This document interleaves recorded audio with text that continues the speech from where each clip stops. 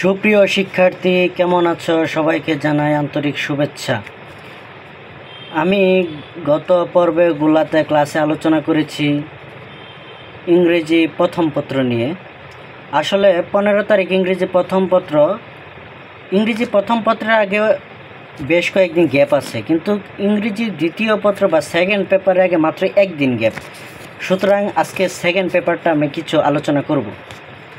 এটা হবে English second paper, আমার প্রথম ক্লাস। আমি মোহাম্মদ কাউসার, সহকারী শিক্ষক, হাজী ছোট কলিম স্কুল অ্যান্ড কলেজ। এখন প্রশ্ন হচ্ছে, অনেকে ইংলিশ সেকেন্ড পেপারে কী আসবে সেটাই জানে না। প্রথমে আমার নাম্বার বন্টন শিখতে হবে, কোন গ্রামাটিক্যাল আসতে পারে, কোন রাইট হ্যান্ড পার্ট আসবে, রিডিংয়ে কত বা গ্রামার পার্টে কত, রাইট হ্যান্ড পার্টে কত, এটা আমার আগে জানতে হবে। আগে না জেনে আগে নম্বর বন্টন যদি আমি না জানি, তাহলে তো কোনো আমার লাভ নেই।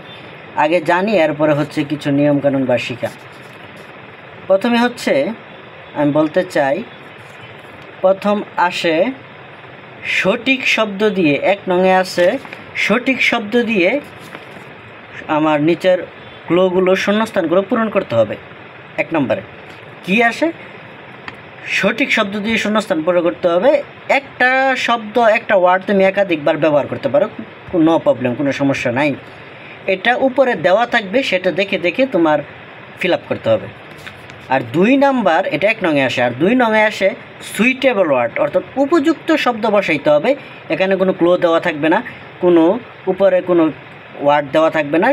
সেটা তোমার মাথায় ক্যাচ করে সেই ধারণা থেকে, সেই অর্থ থেকে তোমার এটা বুঝে বুঝে লিখতে হবে। এটা তোমার ইচ্ছা মতো তুমি একাধিক শব্দ ব্যবহার করতে পারো। এখন প্রশ্ন হচ্ছে, এটা হলো সুইটেবল ওয়ার্ড। 3 নম্বর হচ্ছে টেবিল ম্যাচিং। 3 নম্বর হচ্ছে টেবিল ম্যাচিং, ওই যে বাম পাশ ডান পাশ, যেটা আমরা ইংলিশ ফার্স্ট পেপারেও আসে, সাবজেক্ট ভার্ব অবজেক্ট মিলিয়ে একটা টেবিল ম্যাচিং করতে হয়। এটা 3 নম্বরে। 4 নম্বরে right form of verbs. Right form of verbs অর্থাৎ সঠিক ক্রিয়া ব্যবহার করতে হবে। একটা শব্দ দেওয়া থাকবে, এটা পাস্ট হবে না প্রেজেন্ট হবে নাকি ফিউচার হবে, বা আগে পরে কিছু মিলিয়ে নিতে হবে। Am is, are, was, were, have, has, said ইত্যাদি যুক্ত করা যেতে পারে। তার মানে রাইট ফর্ম অফ ভার্বস অর্থাৎ সঠিক শব্দ ইউজ বা ভার্ব ব্যবহার করে তোমার এটা করতে হবে বা ফিল আপ করতে হবে। প্রেজেন্ট থাকলে প্রেজেন্টের, পাস্ট থাকলে পাস্ট, ফিউচার থাকলে ফিউচার, এটা তোমার বুঝে নিতে হবে। এরপর হচ্ছে 5 নম্বর আছে ন্যারেশন। ন্যারেশন, এই যে ডাইরেক্ট ইনডাইরেক্ট প্যাসেজ ন্যারেশনটা আসে আমাদের। তার আমার সেন্টেন্স ন্যারেশন যদি জানা থাকে, তাহলে প্যাসেজ ন্যারেশন অবশ্যই পারা যাবে। প্যাসেজ ন্যারেশনগুলো শিখতে হবে। এই ন্যারেশন আছে। 6 নম্বর আছে changing sentence. Changing sentence assertive, interrogative, optative, exclamatory, অর্থাৎ কমপ্লেক্স, কম্পাউন্ড, অথবা কম্পারেটিভ ডিগ্রি, পজিটিভ ডিগ্রি, বিভিন্ন এগুলো মিলিয়ে তোমার 10টা থাকবে চেঞ্জিং সেন্টেন্স। তো চেঞ্জিং সেন্টেন্সটা মানে বাক্য পরিবর্তন, একটা থাকলে অ্যাসার্টিভ, থাকলে নেগেটিভ, নেগেটিভ থাকলে অ্যাসার্টিভ, এভাবে তোমার জানতে চাওয়া হবে চেঞ্জিং সেন্টেন্স। এরপর আসবে কমপ্লিটিং সেন্টেন্স। কমপ্লিটিং অর্থাৎ অর্ধেক বাক্য দেওয়া থাকবে, এরপর সঠিকটা তোমার বুঝে এই অর্থ আগেরটুকু কী বোঝানো হয়েছে সেই অনুযায়ী গ্রামাটিক্যাল কী ব্যবহার করে নতুন একটা সুন্দর একটা অর্থবোধক একটা শব্দ তৈরি হয়, একটা বাক্য তৈরি হয় বা পরিপূর্ণ একটা বাক্য পাই, এটাকে বলে কমপ্লিটিং সেন্টেন্স। এরপর আসে সাফিক্স, প্রিফিক্স। সাফিক্স প্রিফিক্স অর্থাৎ বাংলাতে আমরা যাকে বলো উপসর্গ প্রত্যয়, অর্থাৎ শব্দের আগে এই যে ওয়ার্ডটা দেওয়া থাকবে, এই ওয়ার্ডটার আগে কিছু হয়তো যোগ করে নতুন একটা শব্দ তৈরি করতে হবে, নাহলে পরে। আগে করলে প্রিফিক্স হবে, পরে করলে সাফিক্স হবে। এই সাফিক্স প্রিফিক্স এভাবে আমরা আগে পরে করে নিতে পারি। এরপর আসে সবচেয়ে বেশি, যেটা আমাদের কম্পালসারি আমরা জানি, টেক কোশ্চেন। টেক কোশ্চেন লাস্টে, টেক কোশ্চেন লেখার পরে যে শূন্যস্থানটা লাস্টে আমরা আবার দিতে হবে, প্রশ্নবোধক চিহ্ন দিতে হবে, নাহলে আবার তোমার এটা কেটে যেতে পারে। তা প্রশ্নবোধক চিহ্ন দিয়ে টেক কোশ্চেন। টেক কোশ্চেনটা খুবই একটা গুরুত্বপূর্ণ এবং সহজ একটা গ্রামার।